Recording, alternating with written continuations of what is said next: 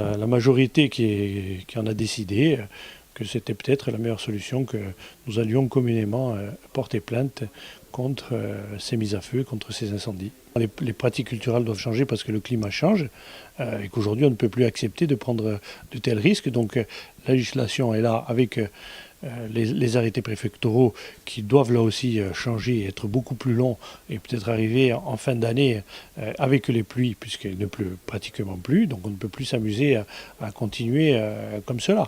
Ensuite, il va falloir faire beaucoup de pédagogie, expliquer que ce système de pratique est aujourd'hui devenu impossible, sinon on met au risque les populations et la végétation. Donc le patrimoine environnemental qui part en fumée, c'est quand même catastrophique. Autre mesure, c'était l'aide aux agriculteurs. Pour cette mesure-là, pas tout le monde était d'accord et ça sera une aide au cas par cas. Mais c'était surtout faire une avance pour, dans le cas d'un conventionnement avec l'ODARC et les éleveurs, puisque nous pouvons être les plus réactifs avec nos mairies ou avec l'Interco. À ce moment-là, c'était simplement, entre guillemets, faire la banque, puisque nous avons la trésorerie les uns et les autres pour pouvoir le faire.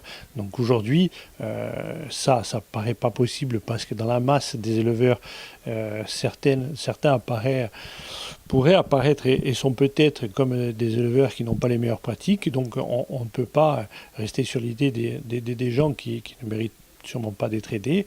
Donc à ce moment-là, c'est du cas par cas qui se résume à ceux qui ont perdu l'ensemble de leur package, et voire plus avec du matériel et le foin qu'ils avaient en réserve. Oui, vous en avez cité quelques-uns, certains ont vraiment tout perdu.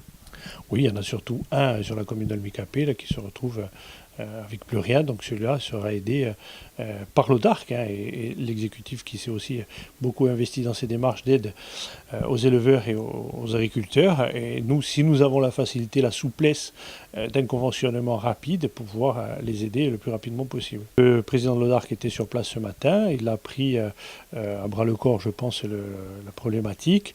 Le président de l'exécutif s'est beaucoup mobilisé pour aujourd'hui être présent, même s'il n'est pas physiquement auprès des éleveurs et des élus.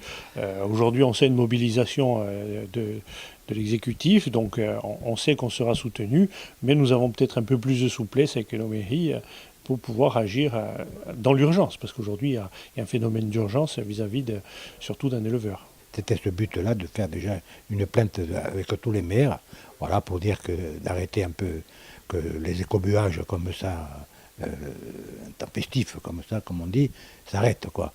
Surtout quand il va y avoir du vent, avec la sécheresse qu'il y a eu, je pense qu'il faut un peu de pédagogie à dire aux éleveurs, quoi. Voilà. Disons que c'est une plainte pédagogique. Il faut que l'on sache aujourd'hui que les élus ne supportent plus ce genre de fête, ce genre de pratiques, qui ne sont plus pratiquées justement comme elles devraient l'être ou comme elles l'étaient à une certaine époque. Aujourd'hui, nous avons un réchauffement de la planète et avec des périodes de sécheresse énormes, et qu'il est nécessaire d'adapter ce qu'on appelait l'ouchède à la période de météo qui est compatible avec ce genre de pratique.